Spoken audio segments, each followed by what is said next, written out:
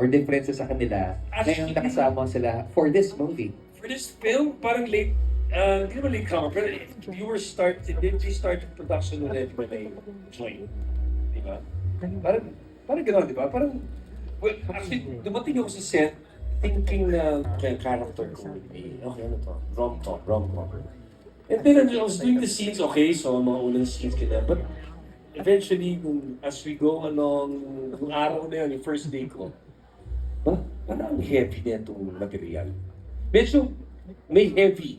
Kasi hindi siya yung ina-expect ko na Don Bell film na 4 years ago na ginawa ko.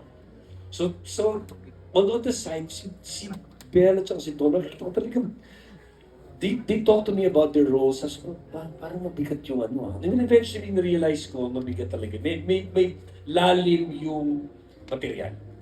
Malalim yung material at ayoko na magkwento kasi baka mga kwento ko yung yung hindi dapat eh. Office tayo mamaya. Opo, kasi Kasi po, sabi ko lang it's a good it's a good film for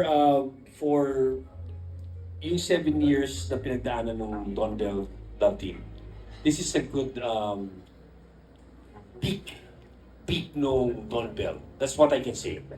And these two, of course, given the guidance of Direk Cathy, I believe they're giving it 110% each time they are in front of that camera. And I know that because even on the sideline, yung nawala yung kulit ng dalawa, like, mas sila, mas on point sila with everything that they do. And